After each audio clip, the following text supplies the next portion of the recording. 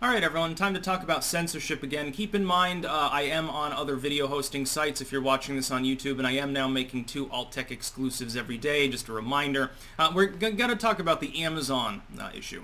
Amazon, above all of the other mainline big tech firms, has been, I think, the most reluctant to delve into censorship. But now they've decided that there's a book called When Harry Became Sally, which I guess is sort of a satire of transgenderism. And they decided the book was too spicy for them, probably because of a social justice flagging raid.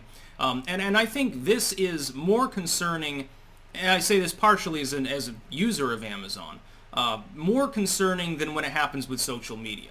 When Facebook bans a person, it's like, okay, well, this is a social media profile and stuff. It's kind of cringy anyway. But Amazon represents, and what it initially was before it got into general eBay-style sales in general, the bookstore. It was literature, basically. It remains, as far as I know, the only site that has a free POD-style service, print on demand, where you upload the files, they handle the printing and the shipping and stuff in return for a fairly large cut of the proceeds, and you get a royalty like you got published in the standard sense.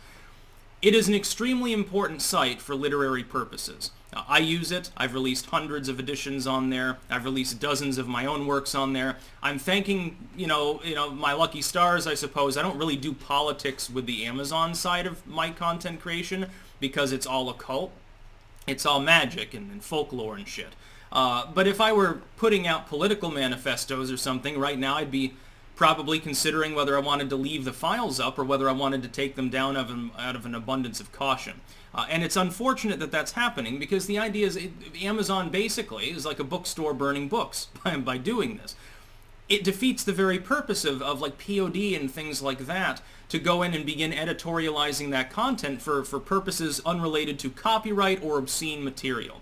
Because of course, Amazon is not really a porn site. Although I think they do have an adult section on Amazon. I think eBay does too, which is hilarious. But it's basically a giant bookstore. One that also has a printing press there for anyone that wants to use it to use, as long as they're not breaking any legitimate law.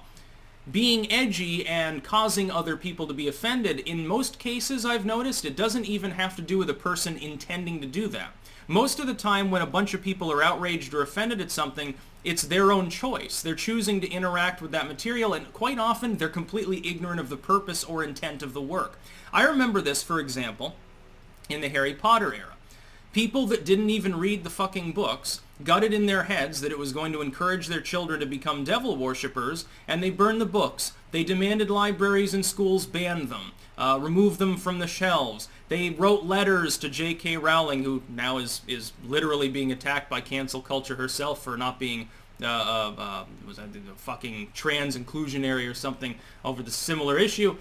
They tried to cancel her. When people say cancel culture, Jesus fucking Christ, dude, it's been going on a lot longer than the internet's been around. It was going on back in the 80s. Cancel culture came for heavy metal and for, rap music a little bit thereafter. It came for Black Sabbath in the 70s. Came for the fucking Beatles.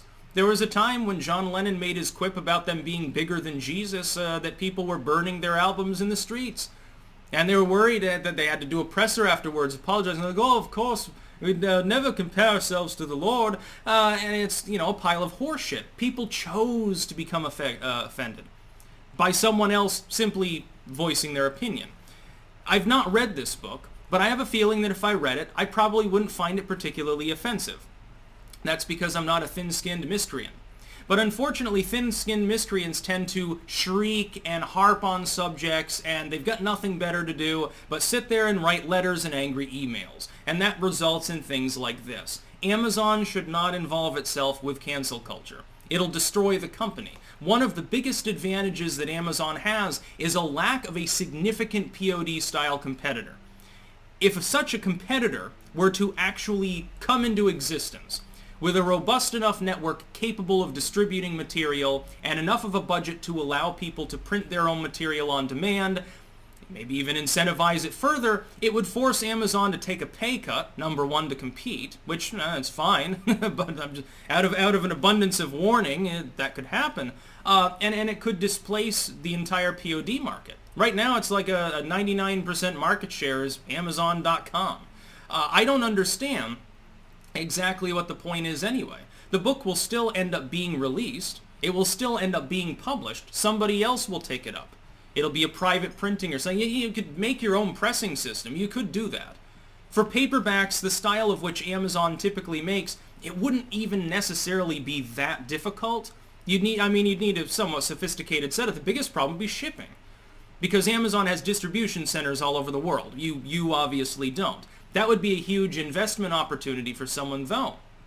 And it's far more chilling when a bookstore starts burning books than when someone like Zuckerberg, you expect him to censor things. You expect Zuckerberg to get all high and mighty and knock political pages offline that are suggesting he should pay more taxes. That's pretty obvious. It makes sense. Amazon, though, in its capacity as one of the foremost publishing apparatuses the world has ever seen, like just as important, arguably, as the 1400s with the development of the printing press, since then, arguably one of the biggest features of modern communication is Amazon, and Google along with it. It's far more chilling. Because books are supposed to be somewhat sacred, and the idea of the freedom of the press, as in the literal printing press, books take in a special role, I think, in that, beyond just intangible human communication. Like a social media platform. It's a bunch of zeros and ones somewhere. A book's not.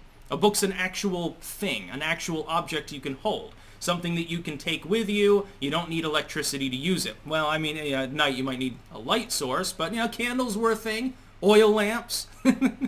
Go back to whaling for our light. Get some gas lamps going, remember? Get the old luminosity there. But Amazon should not be delving into this. This is far too dangerous.